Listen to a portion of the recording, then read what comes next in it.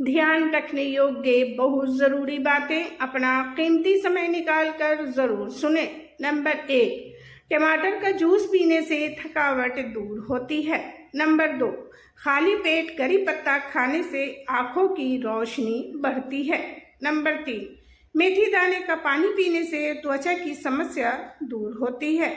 Number 4, सुबह सुबह बादाम खाने से जोड़ों के दर्द में आराम मिलता है।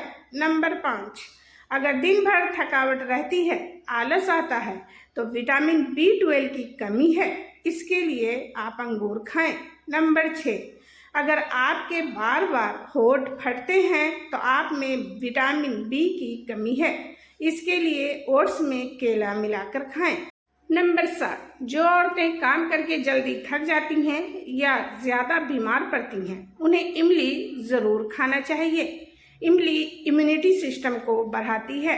नंबर 8, पूरे शरीर में कहीं भी गांठ है और बच्चेदानी में भी गांठ है तो थोड़ा सा हरा धनिया, थोड़ा सा पुदीना और 10 करी पत्ता और 1 इंच कच्ची हल्दी का टुकड़ा लेना है। इसे आधे गिलास पानी में पीस कर पी लेना है।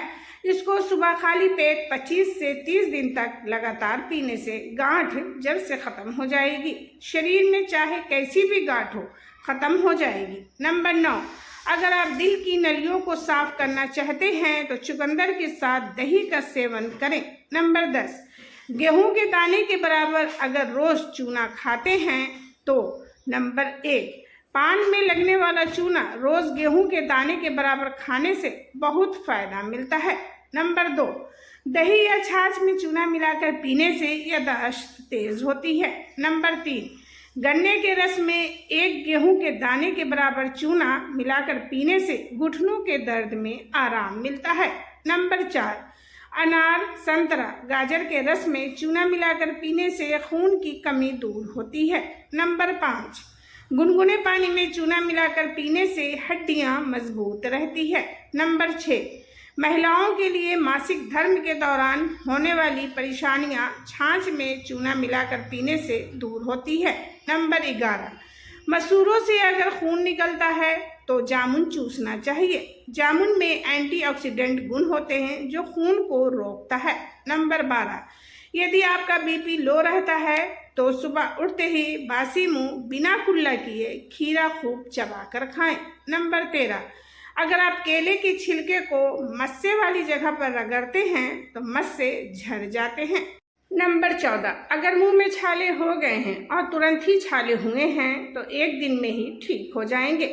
जामुन के मुलायम पत्तों को मुंह में घुमा घुमा कर चबाना है और उसके पानी को अंदर लेकर जाना है। जामुन के पत्ते सुबह खाली पेट खाना है और 3 बार सुबह, दोपहर और शाम को पत्ते को चबाना है।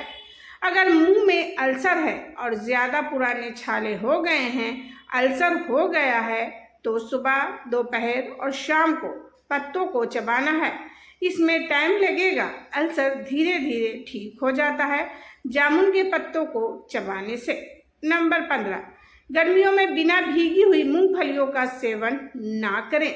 मिट्टी के बर्तन में 8 घंटे मूंगफली को भिगोकर केले और शहद के साथ खाने से पुरुषों में शारीरिक मर्दाना ताकत बढ़ती है। नंबर 16, भीगी हुई मूंगफलियों का सेवन करने से हड्डियों की बीमारी कभी नहीं होती है और जिनको हड्डियों से आती है कट कट की आवाज़, उसके लिए भी भीगी हुई मूंगफलियों का सेवन करना बहुत अच्छा है। नंबर 17, अगर 7 दिनों तक लगातार नारियल पानी पीते हैं तो इससे शरीर का एक्स्ट्रा फैट निकल जाता है। नंबर 18, बच्चे, बूढ़े और जवान जिनको भी सांस लेने की परेशानी है वो सभी इस उपाय को कर सकते हैं। कटेरी के फूलों के ऊपर, उसके ऊपर जो पीले दाने होते हैं उन्हें निकालकर उनका काढ़ा बनाकर 10 से 20 ml की मात्रा में आप सेवन करें। नंबर 19, थोड़ा काम करते ही थकावट हो जाती है तो किशमिश खाया करें, थकावट नहीं होगी। नंबर 20, अगर पैरालिसिस हो गया है, हाथ पैर टेढ़े हो गए हैं, सर में ब्लॉकेज हो गया है तो 250 ग्राम सफ़ेद प्याज को 250 ग्राम तिल के तेल में पकाकर और इसमें 10 ग्राम सेंधा नमक डालेंगे। फिर इनकी पैरों के तलवों पर अच्छे से मसाज करें। सुबह शाम को सर के ब्लॉकेज खुल जाते हैं और हाथ पैर टेढ़े हो गए हैं, वहाँ मसाज करें सुबह शाम, तो वो धीरे धीरे सही हो जाएंगे। नंबर 21, अगर पूरे शरीर में दर्द बना रहता है, पेट में गैस बनती है, कॉन्स्टिपेशन रहता है, कब्ज रहती है, बीमार से बने रहते हैं, काम करने का मन नहीं करता, सौंठ, छोटी हरहर, गुड़, इन चीज़ों को समान मात्रा में लेकर चने के आकार की छोटी छोटी गोली बना लीजिए और रोज रात को सोने से पहले 2 गोली ले।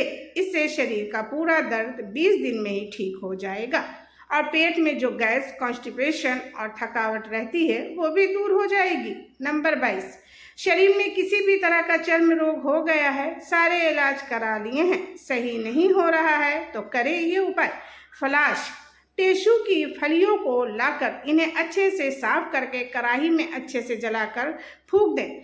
जब राख तैयार हो जाती है उसके बाद इसे घिस कर लगाने से, किसी भी प्रकार का चर्म रोग पर लगाने से, सोराइसिस, एक्जिमा, पुरानी दांत खाज, खुजली, उस पर भी लगाएं। किसी भी तरह का चर्म रोग है तो वो कुछ ही दिनों में ठीक हो जाता है। नंबर 23, लकवा आ गया है, शरीर के एक हिस्से में काम करना बंद कर दिया है, पैरालिसिस हो गया है, तो अपनाएं ये उपाय।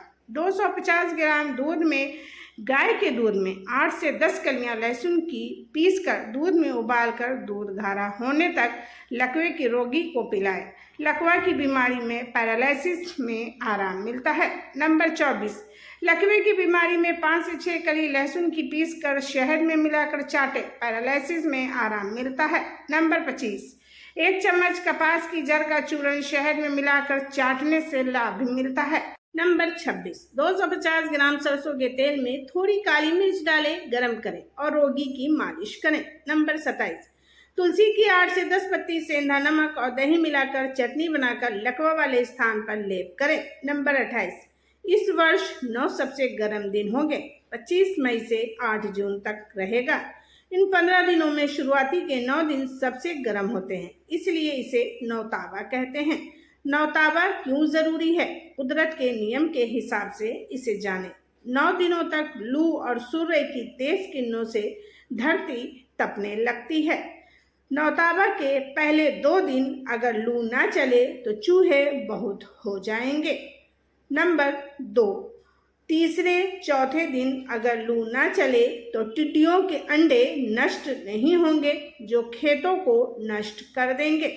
5वें छठे दिन यदि धरती नहीं तपी तो बुखार लाने वाली जीवाणु नहीं मरेंगे।